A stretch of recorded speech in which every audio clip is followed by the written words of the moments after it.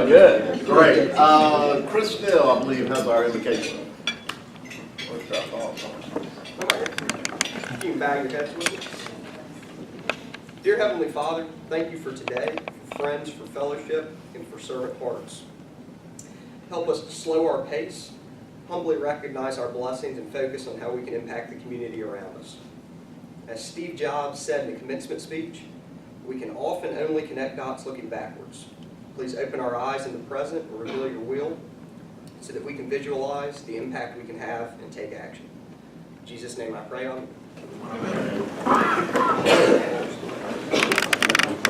I pledge allegiance to the flag of the United States of America and to the republic for which it stands, one nation, under God, indivisible, with liberty and justice for all. Of the things we think, say, and do, Is it truth?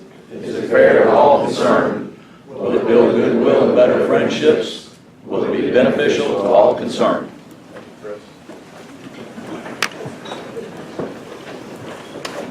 Wayne, Sergeant Arms report, please. Well, we have 3 visiting Rotarians. We have Gary Bray from Summit. We have Rhonda Joyce from Summit. Hunter Galloway from Greensboro. And Buster Lewis has a guest, Billy Dodd. Stand up, Billy. I'm going to introduce him. This is Billy Dodd. He's the new Director of Operations at Lewis Logistics. He's moved up here from Charleston, and he's interested in Rotary. And I just wanted to say, that is what I looked like 40 years ago. We also have Kim Dane visiting. Rough job. Chris Marley Foster. All right.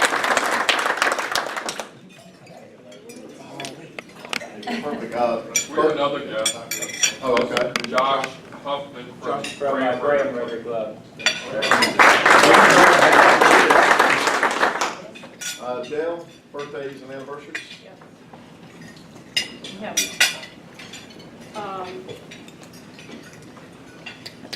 Member anniversaries. Sean Roberts, it's his 2nd year. And Max Kern, his 22nd year. On the 31st and the 31st of July and the 1st of August, respectively.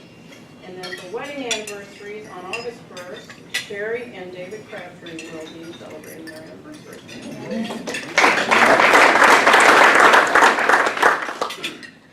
Thank you. Couple announcements. Number one, August the 10th, we will be at Revolutionary Mills. So that will be an off-site meeting. You'll be getting some emails in the next couple weeks from Chip. But please remember, not here on July 10th. I'll send another reminder. It's gonna be, I'm sorry, August 10th, all right? Dan, I believe you have an announcement. Yeah, just want to give everybody a heads up. Pig stock, the date is October 28th. We did not advertise a word last year. We had 550 people. Rock 92 was way on board. Replacements has given us billboards. We're expecting 1,000 people this year. We've got 12 teams lined up. We got another 12 teams in the bullpen, so it's going to be a lot bigger, a lot better. You guys look to the ship to give him a hand. We got some blood work. Wow. Additional 12 or October 28th. Ralph, this Sunday at our church is Hope Ride Sunday, so if you want to know more about what we do with Hope Ride, the whole day is it's a big block. So 30th this Sunday at Calvary, either 9 or 10:45. You're all welcome. Awesome. Thanks, Dave. Thank you. Anybody, any other announcements? More people will be in front of. All right, guys, we're going to, this is the first effort, so who's ready for the feud? Come on. Justice gets all the applause. Y'all wanted it back, so we're bringing it back. All right, here. That's right. Let's do the Edwards family and the Foster family. All right. Let me find a question.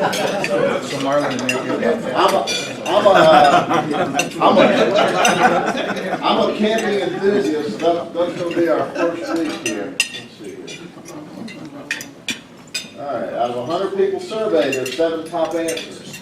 Question is, oh, do you want to pass it? What do you want? All right. After a week of camping, what luxury of home are you most excited to have again? Ding, ding, ding, ding, ding. This is a pretty easy one, guys. If you don't win the money on this one, something's wrong. All right, John. Number 2, ding, ding, ding.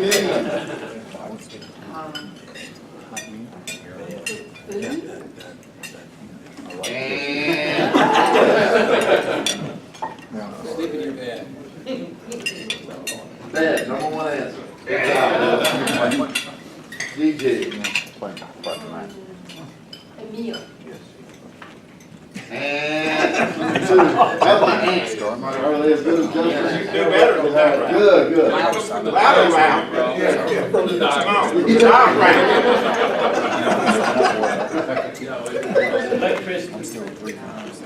Number 5th answer. So ding, ding, ding. Good job. Clean clothes? And you got a chance to win this now. I'll read it to you again. After a week of camping, what luxury of home are you most excited to have again? I can't tell you that. Y'all can consult with yourselves. Review the air conditioner. Ding, ding, ding. All right. Good job.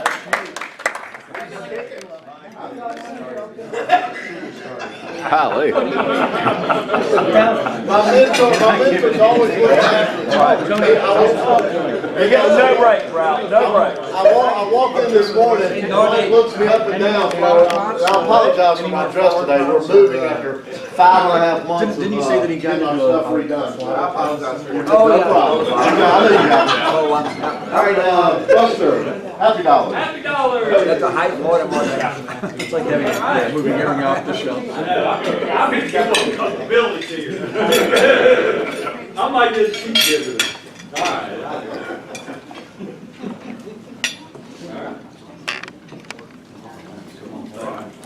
Judge Hassel, there you go. It's Happy Dollars for my neighbor and our guest speaker this morning, Terry Jones, but not for him, but for the valedictorian of Page High School graduating class of 2018, his daughter, Copeland Jones. Wow. As my kids would say, yeah, but that's Paige.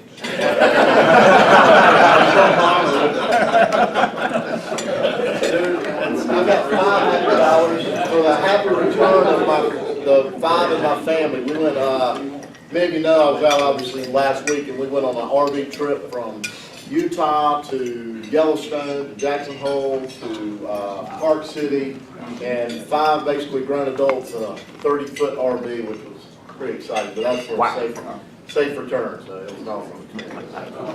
So that family feud was near and dear to your heart. Yes, well, that's why we can't. Jim! First of all, I have to apologize for putting my bald head under that camera. The video's not going to come out very good.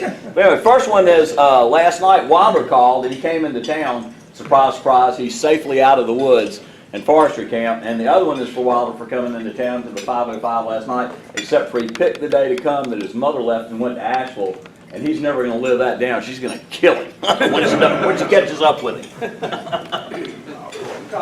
I just better do this Happy Dollar because I now have my dream job, and in case you see me, you'll know what it's all about. I am now a part-time gardener for Quentin's Weaver. So any of these properties that you see that are beautified, wow, I'm part of them. Wow. I'm working 2 days a week, 4 hours a day, and love it.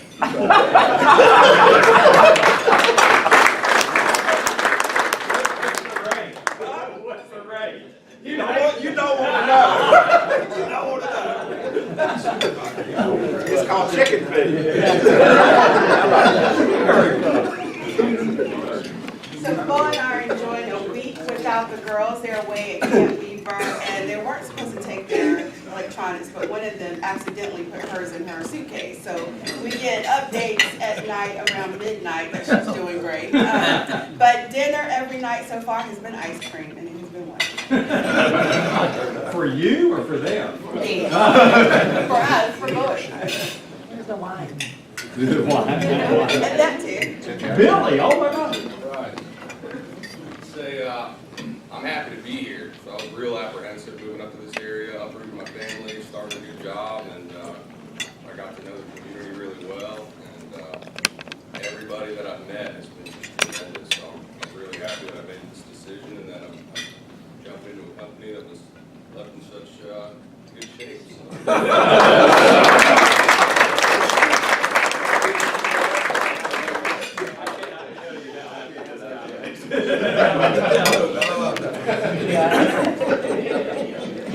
I'm glad we got that on audio. Well, Grandpappy Lewis always used to say, money can't buy love, but it can buy exotic cars and luxury yachts. And once you got that covered, you're pretty much beating love off with a stick.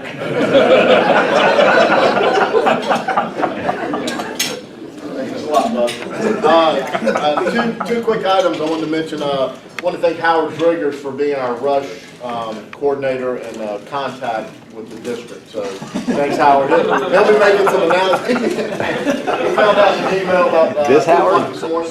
So you weren't at that day? Also, can we see some socks this morning from Mr. Conrad? I'm normal. We got you're normal. Well, that's abnormal for some. That's right. Anybody else? Is that what you wear to garden? Yeah, that's all. We're taking hardware socks.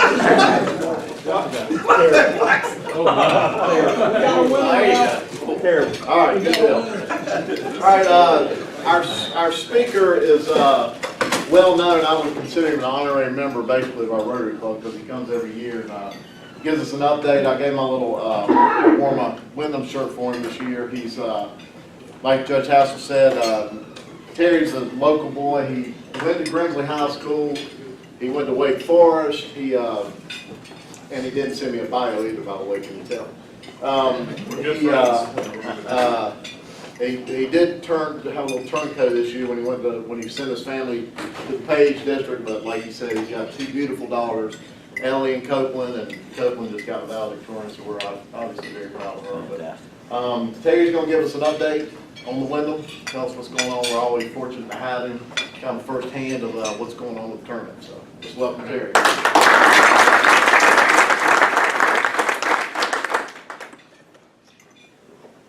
Thanks, Ralph. And I said only nice things. I noticed that. In reference to my daughter, Ralph tried to kind of piggyback on that Jones name, and my daughter's the valedictorian, but all Jones families are not built the same, obviously. Couldn't resist. Yeah, and Mike, you mentioned having your dream job. That's what all my friends and family think, that outside of about 2 weeks a year, I work two days a week for 4 hours a day. It's a great thing, isn't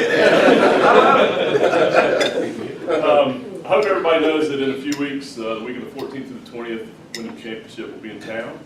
And we're excited. It's going to be hot. It's probably going to rain a couple times, but we've got some exciting things going on this year. We've got some changes this year, nothing huge, but if you've been to maybe a larger tournament, maybe if you went down to Eagle Point or if you went to Pinehurst or been to a big tournament, a lot of times the front entrance, they will run you through a merchandise tent, just to make sure you have every opportunity. It's kind of Disney, to get off the ride and shop kind of thing. Well, we've done the same thing. So, we've figured out how to build a big tent right there at the bus depot, and we'll have Prolos coming in and outfitting it with a couple other vendors, but we're excited about that. Give everybody the opportunity to support the community, as we like to say. So be on the lookout for some nice Wyndham wear. And hopefully you'll pay for yours, unlike Ralph. His shirt right there. A lot of folks are familiar with something we've had the last few years called Margaritaville, which has sort of been just kind of a bar, an outside bar with music and games and drinks and all kinds of good stuff. So we partnered with Margaritaville for a number of years. Well, they're not going to be here this year, but Same theme, it's gonna be called The Front Porch. Wyndham came in and sponsored it. They're decorating it. Tito's Vodka is partnering with us to do, they're gonna do a couple specialty drinks. We're gonna have music in there, so it will be sort of business as usual. And I think there's a pretty decent percentage of people that come to Sedgefield, go to Margaritaville, and then go right back to the buses. So I mean, it's about 150 yards total. I don't think they're making passes like this. You know, for a few years, we used to bring in troops from Fort Bragg, and they'd get off the bus, and we'd kind of lead them out. We had a big tent out on 10 where we do hospitality for them and free tickets and everything like that. We get some sponsors to do some nice things. We brought in 200 troops a day and some of their family. So the first day, they all file in, they go all the way down to the 10 on 10, they have a good time and everything. And then the next day, they come in, a few of them kind of get stuck at Margaritaville. Then the next day, a few more, about half of them make it out to the 10. By Sunday, we're walking in, we look back, and I think there's like 2 wives and 3 kids following us out to 10, and the rest of the guys are hanging out in Margaritaville. A lot of people ask, about kind of behind the scenes stuff, and we actually had a situation last year that was probably the most unique situation we've ever had, and fortunately nobody got hurt, but we always hire interns during the summer, and so we had 4 or 5 as usual, and on Friday we have to transport a lot of golf equipment from a warehouse that we use to Grandover. And it is for another event we actually run the day after the tournament, the Monday of the tournament, which is easily our favorite day of the year. So it's about almost $100,000 worth of golf clubs, golf balls, all kinds of good stuff. So we have these interns pick it up in a box truck. Everybody knows what a box truck is, and they're transporting it. So I get a call Friday afternoon, it's probably about 2 o'clock. Terry? Yeah, what's up? Yeah, I got a problem. Okay. Fine young man, I don't want to say his name, because some of y'all might know him. He did go to Grimsley, I will say that. So did you. Yeah. Thank you. Fortunately, my daughter got the page. That's he goes, well, we kind of had a little accident. I'm like, okay, look, is everybody okay? Everybody's fine. He's real shaky and everything. I said, well, what happened? He goes, well, I kind of blew up the box truck. So I'm like, okay, you hang tight. I'll be right there. So, getting on and off the course is not easy in terms of transportation. So I had to commandeer a vehicle and something I could put some stuff in and get out there with a couple other guys. And so I turned the corner. Does anybody know where Fairfax Road is? Like Duke Energy, So probably the longest, straightest, flattest road in Greensboro. I mean, it's like a runway. And I turned the corner onto Fairfax, and I see, I'm not kidding you, from that window twice to that wall, it's probably 75 yards. It looks like Golf Galaxy. All on the side of the road. Clubs, balls are still bouncing around. And I look down, and the box truck, he's turned the box truck into a flatbed. So this guy, he turned the corner and clipped the curb and he went past the telephone pole, and it missed the side mirror and caught the edge of the box truck and just peeled it off like an orange. And so he's sitting on the side of the road like this, just shaking. Poor guy, I felt so bad for him. We fired him, obviously. So I'm looking at literally, about $75,000 worth of equipment that we have to give away on Monday to this big group that comes in, who, you know who these guys are. They are perhaps the most cantankerous group we've ever had to deal with. They're very picky. So I was kind of a little concerned about that. So this was the most fun I've ever had at a golf tournament. So it's 95 degrees. We picked all this stuff up off. We went and actually put it in Grandover's parking lot so we could inventory it for about the next 2 hours. Well, holding it up like that's a little bit, that's a little bit. Anyway, so that was one of my most fun experiences. Little things like that happen kind of all the time. So Rhonda was asking me about the field this year, and she knows more about what's going on than I. She knew Sergio's getting married Saturday, and Jordan's birthday's today, and all this kind of stuff. So, do you have anything you'd like to add? As always, our field is late developing. Our tournament director, Mark Brazel, he will be in Akron next week for the World Championships. Then he'll also be down in Charlotte. We think that Charlotte will help where the PGA is the week before. We think that will help in terms of maybe some guys saying, hey, I was on the fence. It's very convenient. I don't have to fly in from Wisconsin. So there's some names out there that we are hopeful will play poorly in the next couple of weeks. So, if you see some big names and they make a double bogey, think of us. We hate to pull against people, but we'd sure like to see them come to Greensboro. So that will be, Kelly asked me just earlier, when do players have to commit to the tournament? How late can they commit? So this makes for a bit of a challenge in terms of marketing, but they have the Friday before. So 6 o'clock Friday before is when they actually have to commit to where they're going to come. Now, if they're playing in a late group and they finish at 7, they make their putt, they have half an hour to make a decision. And it literally comes down to that at the PGA. Mark does a great job of telling the story about Tiger Woods. By the way, he's not coming this year. Let me just clear that air.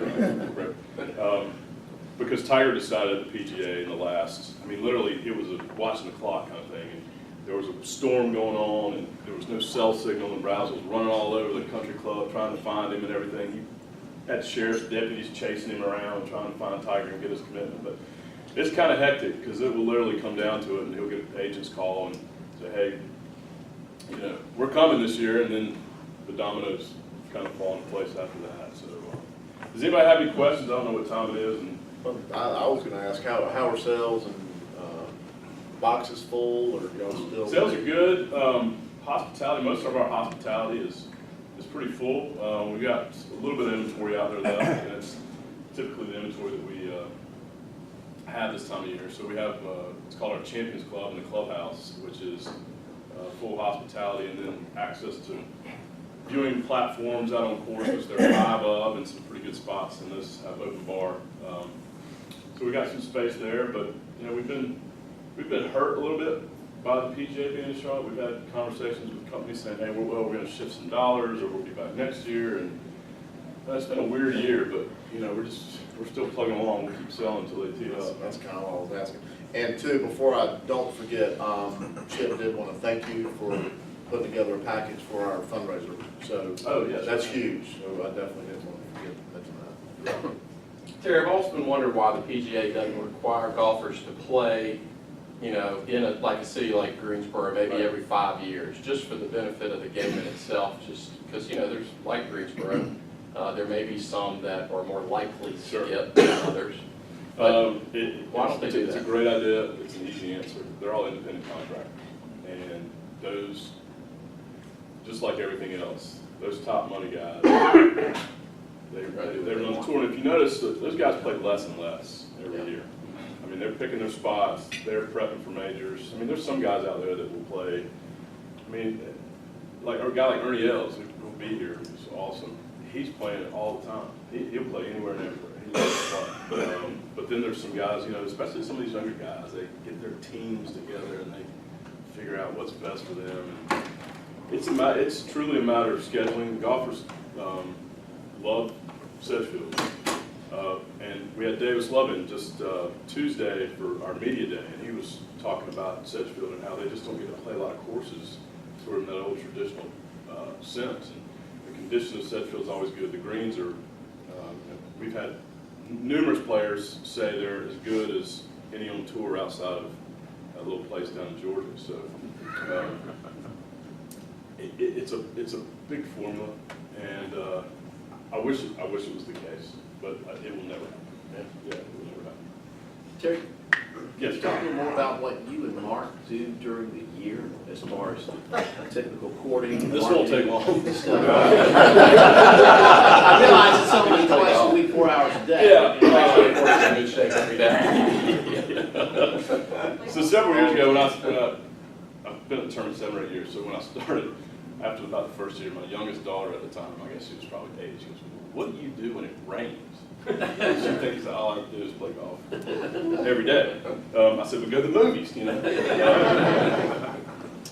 So literally the week after, you know, we kind of helped do some cleanup and that kind of thing. We're back on trying to re-up people for next year pretty quickly.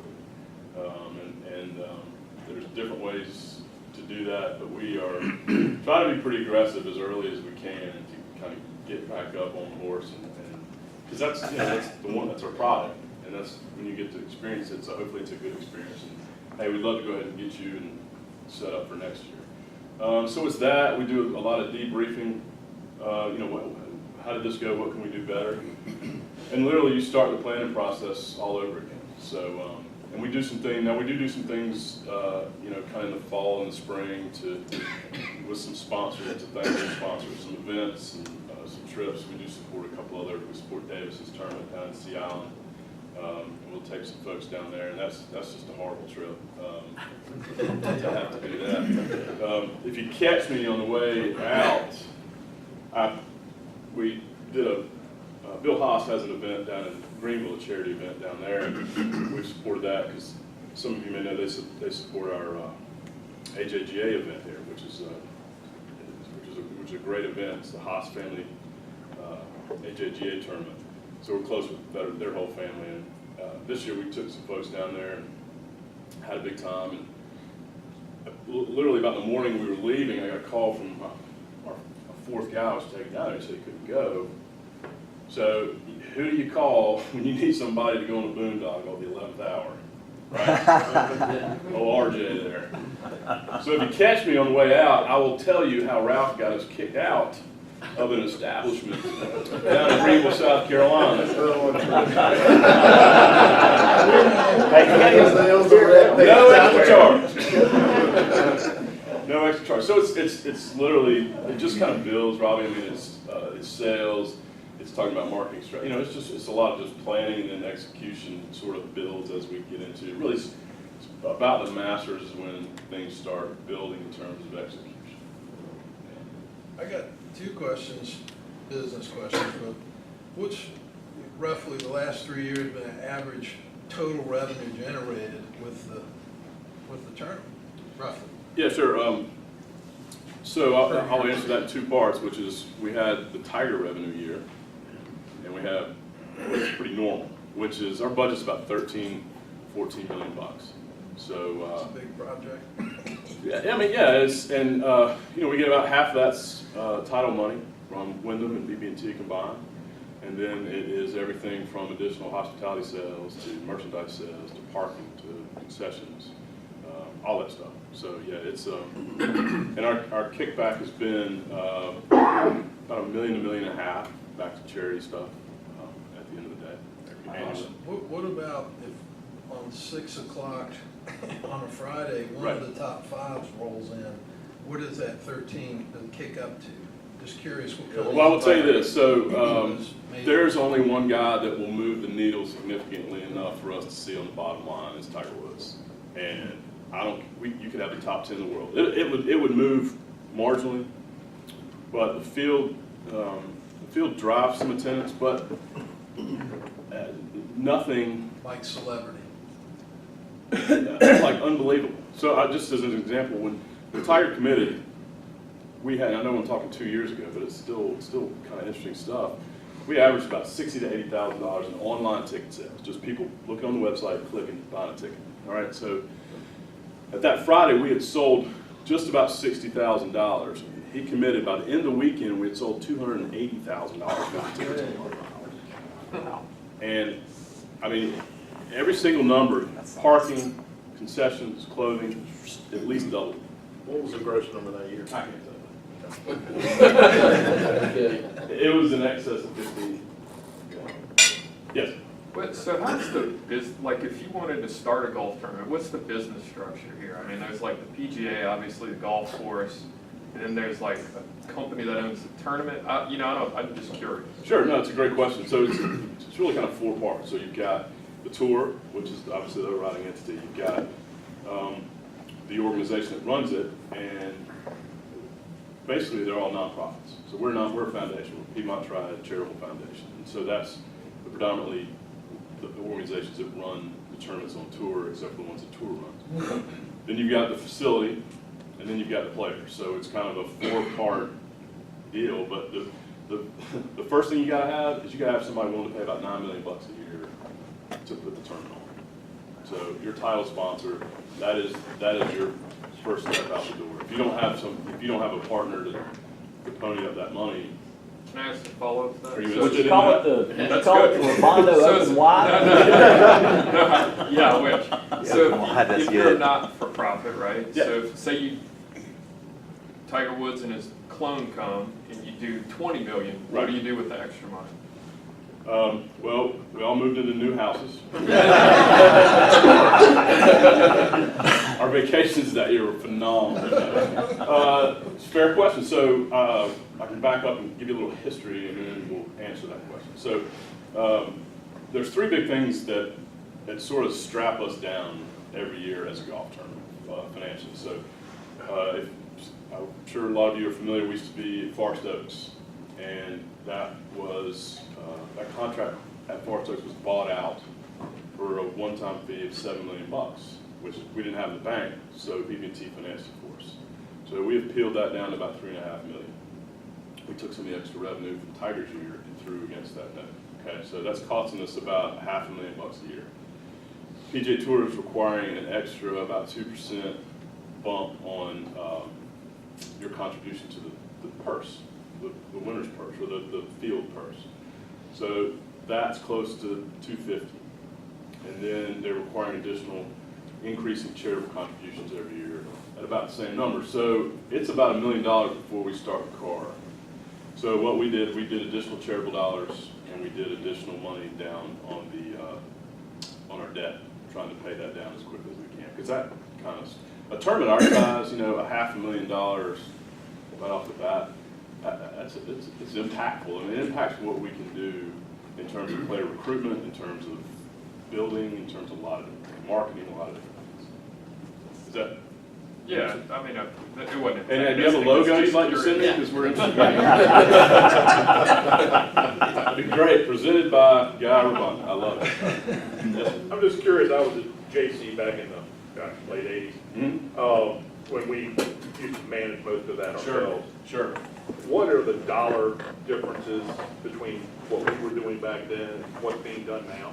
I don't know the real numbers on that because I came in after that, but a couple of the differences, and it's a credit to that organization, but some of the title sponsors that existed then would lean on vendors. I know Kmart did significantly to, hey, if you want us to buy your product, here's your new hospitality tent.